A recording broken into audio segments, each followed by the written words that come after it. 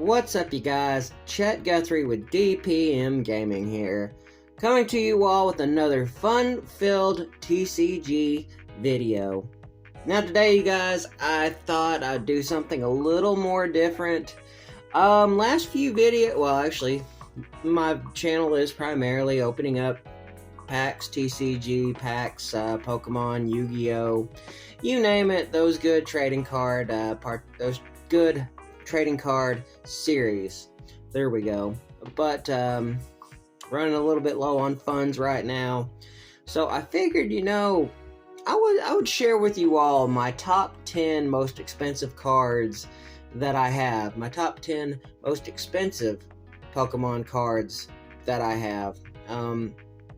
Also today I'm going to share with you all some of the stories, how I acquired these particular cards.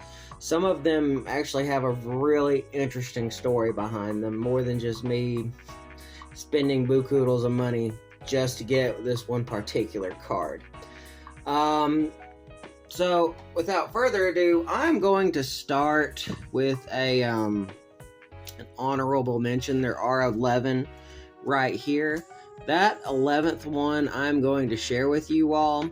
This is a Umbreon from Neo. I think this one's from Neo Revelation, I believe.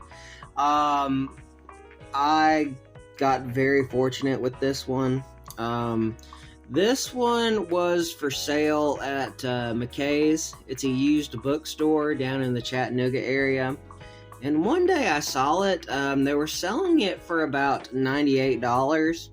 And it's in really good condition. Actually, we'll pull it out and I'll show it to you right now. It's in really great condition. It's light played, and at the time, I only paid about $98 for it. But when I brought it back to my friend Matt, who runs a gaming shop in my hometown of Cleveland, he was able to kind of estimate this as being about a $120 card. So I will say I got very lucky. It's a very interesting honorable mention, but what I'm about to show you all, there is a lot more there. So I'm going to put this back, that way I don't break it, because this is actually one of my favorite cards. And there we go. Okay, now on to number 2. Well, I should say number 10. I'm now showing you guys my top 10 most expensive cards. This next one, number 10, this is a graded 6.5 Lugia from again, it's from the Neo series. I can't remember exactly which one, but these cards are very hard to grade, and they are also very expensive depending on which one you get. This one I acquired at DragonCon last year. It was at a vendor, it was at a booth. He was selling it for about $163, and depending on who you ask, I had this checked out. They graded it as they kind of estimated it as more or less a lightly played, but still it's sealed in acrylic. I'd probably say I'd go for more with the price I paid for it. But I paid about $163, and this is probably one of the biggest treasures that I have from DragonCon. So I'm going to put that right there. And now, on to number 9 of some of the most expensive cards I own. And this one is a shiny Celebi. If you're an old school player like I am, you all will know that the Shining series in Neo Destiny, they are some of the most sought after cards that were created by Wizards of the Coast. But anyway, this Shining Celebi right here, I acquired it many years ago when I was in the 5th grade. This was when this particular series came out. I was opening a pack of cards, and this one I found, luckily. Now, the only problem with this Shining Celebi, it is heavy played. if you see, like right there, there's a major bend right there and a major bend right there. Sadly, from some of the things from me being a kid, and well, doing such things, some things that I really regret. But this one is about $140. Even though it is slightly damaged, it's still a beautiful card. And now we are going on to number 8. Number 8. This next one is another from the Shining series, and this is a Shining Raichu. Graded PSA 4. This was actually a Christmas present from my father.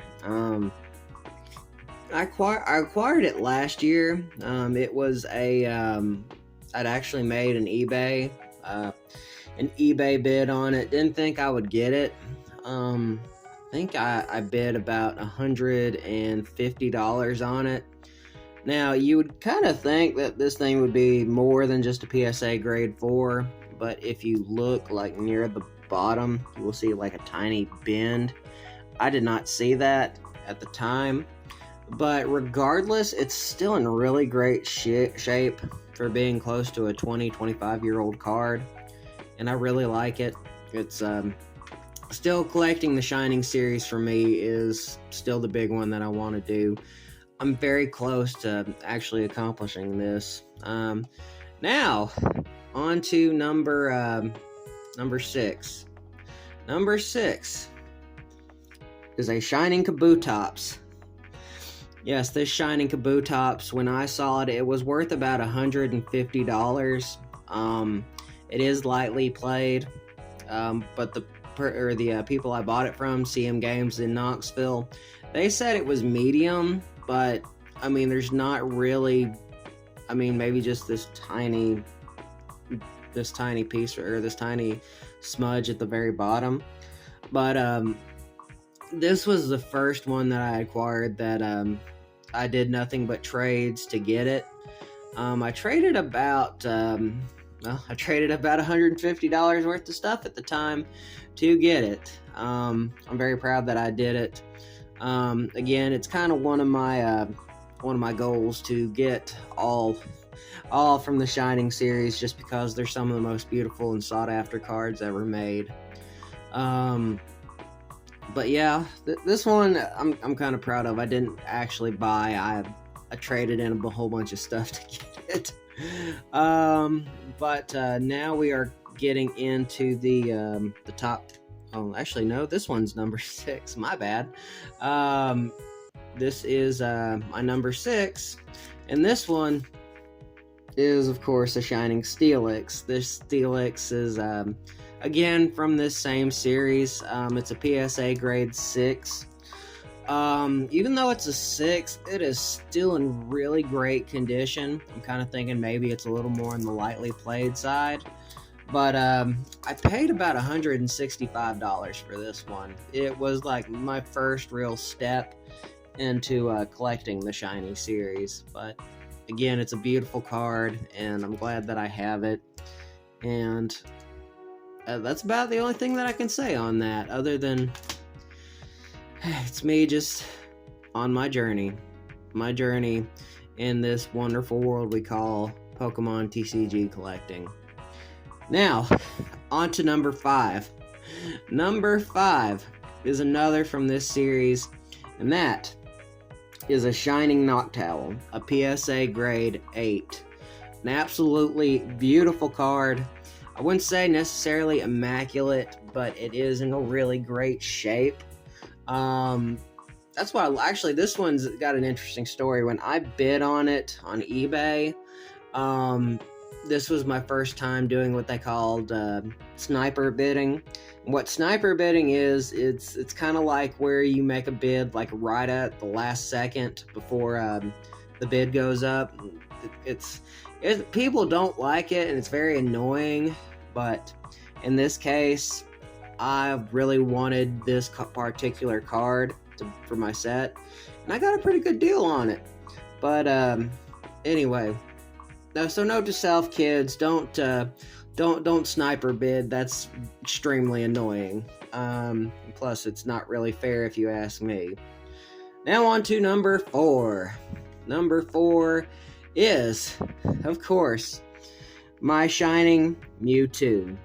Now, this card was my first introduction into the Shining series.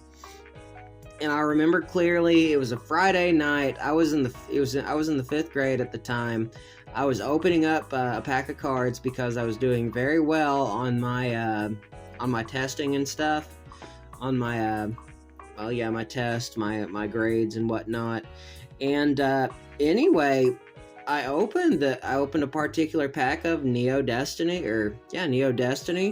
and I pulled this, a Shining Mewtwo. I had no clue what it was at the time, other than maybe I had hit pay dirt.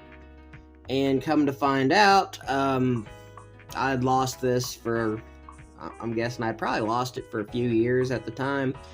I thought that it was gone forever, but anyway, I was digging up some stuff in my family's in my attic at my dad's house, and anyway, I was so fortunate to find this, because when I took it to my friend Matt, who again, he owns a gaming shop in Cleveland. If y'all want to check out an awesome gaming store or retro gaming store in the Cleveland, Tennessee area, check out Blasted Machines Tech Shop. Matt's got a lot of good stuff. But this card right here, that I'm very glad I was able to save, this card is $400. And I'm glad I've held on to it for this long. But now we are getting into my last 3 most expensive cards that I own, and it should be a given on what you're about to see, because I absolutely love the Pokemon Charizard. He's one of the original 3, and one of the original 3 starters. I know a lot of people like Charizard, but he's kind of like, that particular Pokemon has gotten me back into collecting again. But anyway, number 3 is a very heavily played Shadowless Charizard. The story behind this one is my friend Matt, again, who I mentioned. He had sent me a picture that he had acquired one of these in a trade. At the time, I did not realize it was in such a heavy played, but I did not care. And just because these things are annoying to get at, I'm not going to mess with it. But there's a really bad bend right there. You can probably see it. At the time, I paid $200 for it, but when COVID happened, the whole pandemic, this card went from being about $200 as a heavy played, and shot all the way up to about $400, and it's still kind of sat there this whole time. I'm very glad I bought this one when I did, because it is truly a staple. If you all don't know, this is the card to have in the Pokemon trading card game, and it's also one of the most expensive. If you have one of these that's like graded as a PSA 10, one of those cards sold for I think $150,000 like 2 years ago. So people are very hardcore about their Pokemon cards, like I am. But now we're getting into the last 2 that I have that are some of the most expensive cards that I own. And number 2 is something, again, I bought from my friend Matt. And this is a mint base set 1 Charizard. I mean, like, the story behind this one, from what I've heard, is my friend Matt had acquired this from somebody who was selling it. And their story was that back when the Pokemon series first came out, like back when everything started, this particular gentleman who had pulled this card, he the moment that he got it, he sealed it in this case. Now, this is true because if you see that, you can see this is one of those screw-in ones. I mean, this card will never be reopened. And as you see, it's got a very expensive price tag on it. Yes, I did pay that much, but I did not pay for that kind of money back then, or I didn't pay that much. It was, I think I spent about 3 months paying it off, and to this day, I mean, it's an heirloom that I will give to my children and my children's children. And honestly, I'm glad that people think I'm crazy, but you know, these to me is Pokemon is one of the biggest.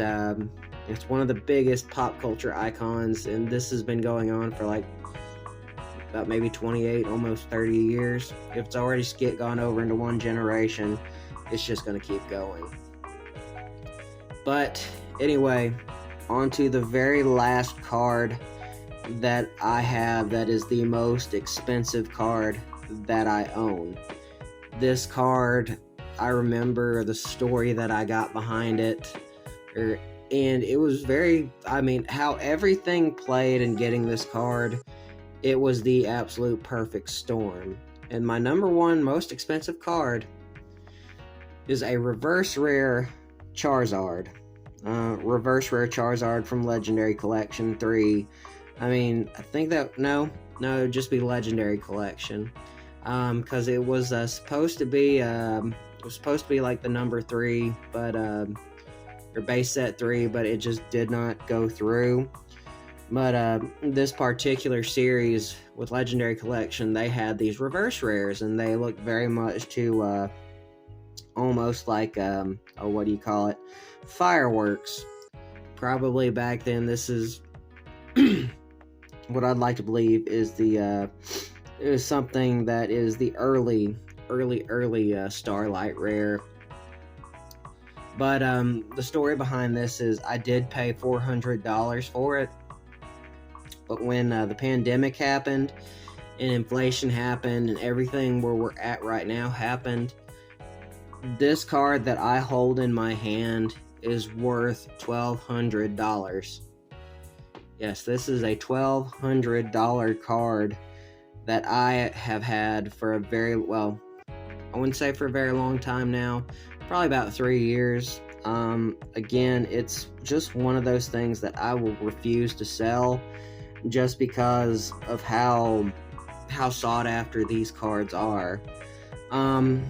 But anyway, guys, I thought I would make this video just because money-wise, I'm a little bit tight until next payday to do more openings. So I figured, you know what, let's actually take a trip down memory lane, and I'll show you some of my my expensive cards from my personal collection. But anyway, guys, remember, don't forget to subscribe and hit the bell icon. Always means a lot. Goes to show that y'all care and that y'all want to see more awesome TCG videos. So without further ado, you guys, this video is over.